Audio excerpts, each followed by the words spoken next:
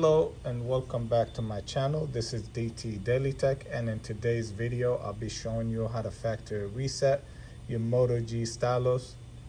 First, make sure that the phone is powered off. Alright, let's get into this. Make sure you power on the phone by pressing the power button and the volume down. Press and hold both keys.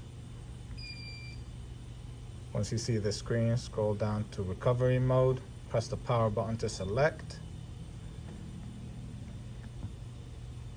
Once it comes on, press and hold the power button, and then press and basically tap the volume up.